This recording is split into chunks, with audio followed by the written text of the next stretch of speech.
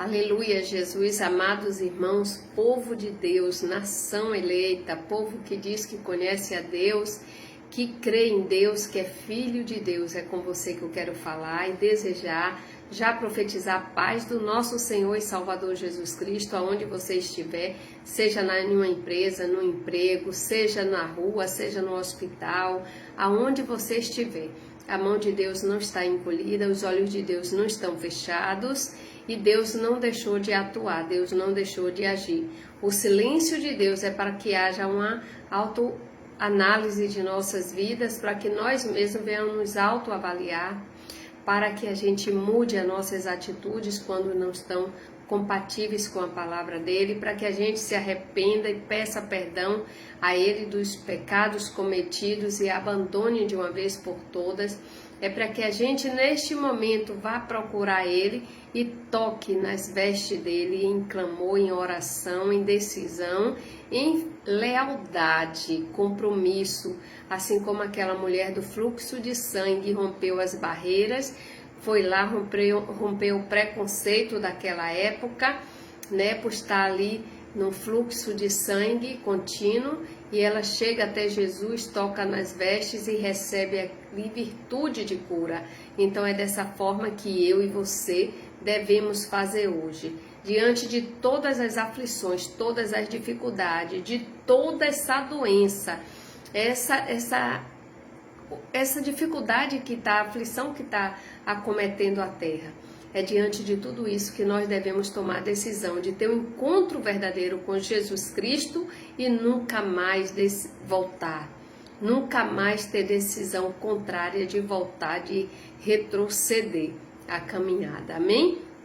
E assim como a gente ora dizendo a Deus no Pai Nosso, seja feita a sua vontade aqui na terra como no céu, o pão nosso de cada dia nos dai hoje, perdoa as nossas ofensas, assim como nós perdoamos a quem nos tem ofendido.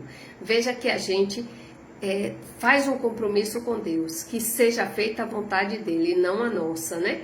Ou seja, nós fazemos os planos, mas Deus ele está ali, né, em nossas vidas. A gente está clamando para que ele mude, faça conforme a vontade dele, que é perfeita e agradável, é melhor do que as nossas escolhas.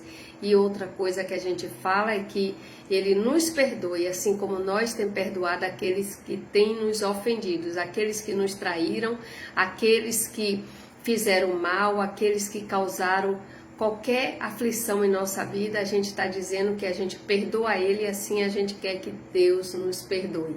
Então é dessa forma que será feita em minha vida e na tua vida também. E é com relação a essa passagem da Bíblia que eu te digo, eu estava com planos de ler uma outra passagem na Bíblia, e quando eu pego a Bíblia para ler a passagem da Bíblia que eu estava planejando, Deus me traz em versículos diferente no livro do profeta Isaías, no capítulo 29, no versículo 15. Eu vou ler o versículo 15, o 18 e até o 24, que diz assim: ai dos que querem esconder profundamente o seu propósito do Senhor e fazem as suas obras às escuras e dizem, quem nos vê e quem nos conhece?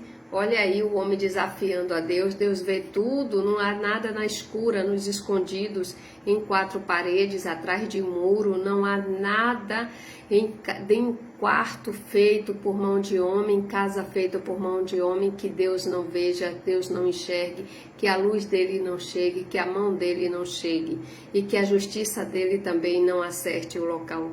Em nome de Jesus, Deus é fiel, glórias a Jesus. E no versículo 18 diz, e naquele dia os surdos ouvirão as palavras do livro, e dentre a escuridão e dentre as trevas, os olhos dos cegos as verão, porque Deus vai fazer enxergar.